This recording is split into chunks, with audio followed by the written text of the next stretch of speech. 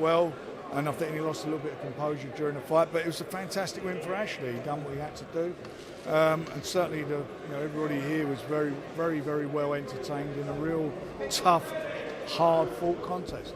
Yeah. How many British champions have you had? Is that something you know? Oh God, I couldn't even tell you. I've been doing this for 102 years now, so it's a lot. I'm just wondering, would you promote another British title fight? Moses Itauma, he looked kind of a bit frustrated that he had an opponent who couldn't give him a lot more. Is he due like a really big step up? I think, look, whoever, he's a young guy, was he 19 a few months ago, and he's a very, very powerful guy. He's got fast hands, he's strong. No matter who he hits, if he catches you, he's going to hurt you. And that's exactly what he did. And we will obviously keep trying to step him up, or we will step him up, but he responds to it. It's just as simple as that. And he's learning his craft, and he did what he had to do. We'll have him out again in May, and hopefully it'll be somebody who can give him more of a test. But as I say, if he catches you, you're gone. What sort of names did you put Moses in with? I've got to tell you something. If he'd have had a couple of 10-rounders, and I don't mean 10 rounds under his belt, but been in fights that he's training for 10 rounds, I'd put him in with nearly any of the Brits, except for the top guys, any of them. Just away from this, I'm sure you were seeing the reports today. Zhang Wilder on the 5v5. I've got nothing to say about it. Shouldn't have been out. Frank, on the broadcast, it was announced that Denzel Bentley's fighting Danny Dingham next. So on the broadcast, Denzel Bentley was announced that he's fighting Danny Dingham next. How important is that fight in the career of Denzel Bentley? Very much at the crossroads. He needs to win. He needs to win it. He went into a fight. He's a very, very heavy favourite against Nathan, and unfortunately it didn't work out for him. So he's got to come back and show what he's all about. And Andrew Kane is also back on April 20th. I mean, could we see him fight Ashley Lane down the line? It'd be a great fight, wouldn't it? Who knows? Let's see what happens. Let's see how he gets on the 20th. Frank, what do you make of Tyson Fury? Looks in good shape, training hard. Look, I've been telling everybody he was in good shape for that fight. He trained very hard. It's unfortunate he got the cut.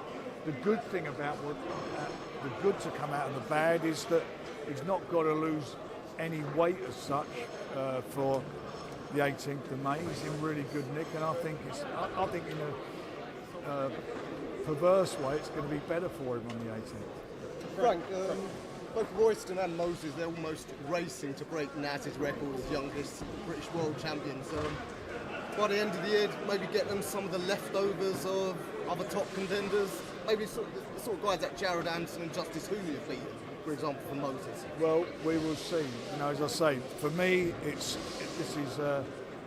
not a 100-metre race, it's a marathon, and I've got to make sure that we make the right moves at the right time.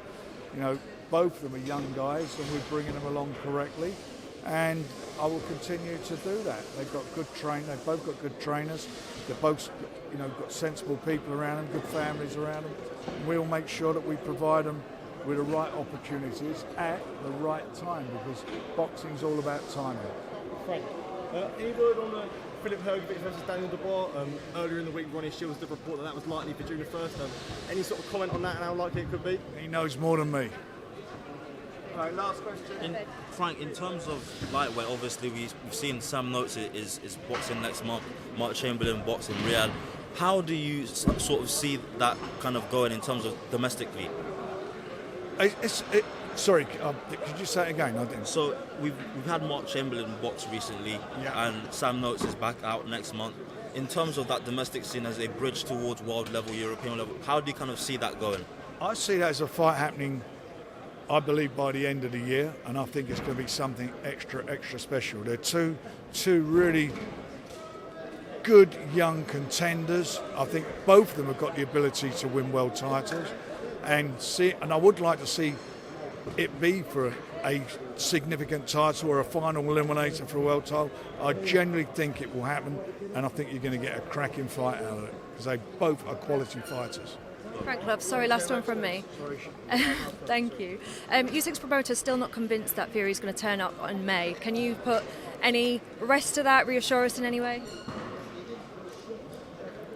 I'm going to be there, and I'm not going there if Tyson's not going. So I'm going to be there, so he'll be there. God willing, there's no more cuts or accidents. He'll be there, and he keeps saying these things, and it's not. It's pretty stupid. I don't know why he keeps saying what he says.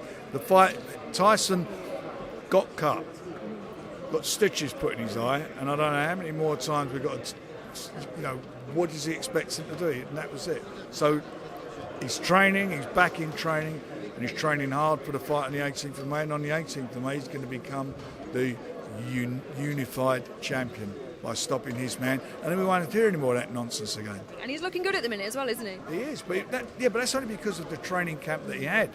He was so fit and well for that fight, and he was fit and well, and it's just a shame that he got the cut eye. But in some ways, things maybe are meant to happen, and he'll be even better now because he'll be more prepared.